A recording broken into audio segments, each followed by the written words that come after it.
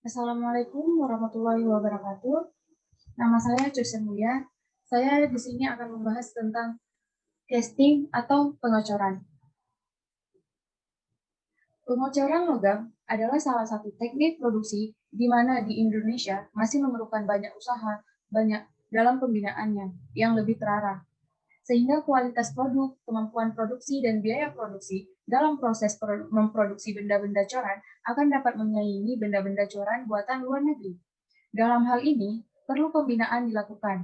Oleh karena itu, ahli ilmu pengecoran harus mampu mengembangkan industri pengecoran di Indonesia, yang mana salah satunya cara adalah dengan memberikan dasar ilmu pengetahuan yang baik kepada perguruan tinggi. Ada 4 faktor yang mempengaruhi atau merupakan ciri dari proses pengecoran. Yang pertama, adanya aliran logam cair ke dalam rongga cetak. Yang kedua, terjadinya perpindahan panas selama pembekuan dan pendinginan dari logam dalam cetakan. Yang ketiga, pengaruh material cetakan. Yang keempat, pembekuan logam dari kondisi cair. Adapun jenis-jenis pengecoran yaitu ada sandcastle, yaitu jenis pengecoran dengan menggunakan cetakan pasir. Jenis pengecoran ini paling banyak dipakai karena ongkos produksinya murah dan dapat membuat benda coran yang berkapasitas bertonton. Selanjutnya ada centrifugal casting, yaitu jenis pengecoran di mana cetakan diputar bersamaan dengan penuangan logam cair ke dalam cetakan, yang bertujuan agar logam cair tersebut terdorong oleh gaya centrifugal akibat berputarnya cetakan. Contoh benda coran yang biasa menggunakan jenis pengecoran ini ialah pelek dan benda coran lain yang berbentuk bulat atau silinder. Adapun yang selanjutnya di casting, yaitu jenis pengecoran yang cetakannya terbuat dari logam, sehingga cetakan dapat dipakai berulang-ulang. Biasanya logam yang dicor ialah logam non-porous. Yang selanjutnya ada investment casting, yaitu jenis pengecoran yang polanya terbuat dari lilin atau wax dan cetakannya terbuat dari keramik. Contoh benda coran yang biasanya menggunakan jenis pengecoran ini ialah benda coran yang memiliki kepresisian yang tinggi, misalnya rotor turbin.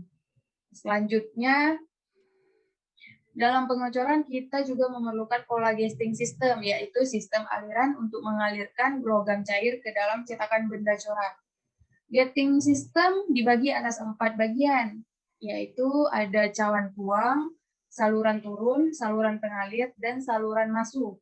Selanjutnya, tujuan dari casting system ini adalah untuk mengatur kecepatan aliran logam cair ke dalam rongga cetakan, sehingga rongga cetakan terisi secara sempurna, dan juga agar selek logam cair tidak ikut masuk ke dalam rongga cetakan. Sehingga pola benda coran dan pola gating system kita juga memerlukan pola reserve atau pola penambah. Reserve atau penambah juga diperlukan untuk mengimbangi penyusutan pada saat logam cair tersebut membeku, karena setiap logam mempunyai nilai penyusutan tersendiri. Selanjutnya, contoh atau macam-macam saluran tuang yang dipakai dalam pengecoran. 1. Saluran pisah. Yang kedua, saluran langsung. Yang ketiga, saluran bawah. Yang keempat, saluran cincin. Yang kelima, saluran terompet. Dan yang keenam, saluran bertingkat. Dan yang ketujuh, saluran baji. Selanjutnya, adapun kelebihan dan kekurangannya dalam pengecoran. Kelebihan pengecoran berikut beberapa kelebihan penggunaan proses pengecoran dalam manufaktur. Saat ini terdapat banyak variasi metode pengecoran bentuk. Pengecoran dapat digunakan untuk membuat komponen dengan geometri kompleks, termasuk bentuk bagian luar maupun dalam.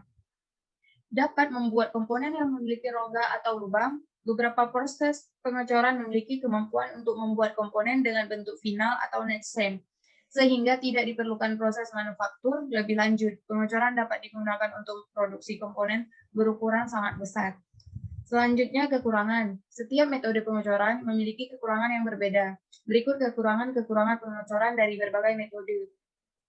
Bisa terjadi porosity, sifat mekanismenya kurang baik, tingkat akurasi dimensinya buruk, permukaan benda kerja buruk, proses peleburan dan penuangan bahaya kesehatan bagi kesehatan manusia, bahaya bagi lingkungan.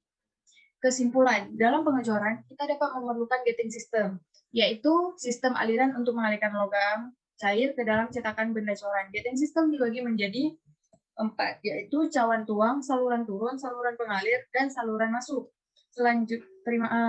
sekian dari presentasi saya sendiri. Lebih kurang saya mohon maaf. Assalamualaikum warahmatullahi wabarakatuh.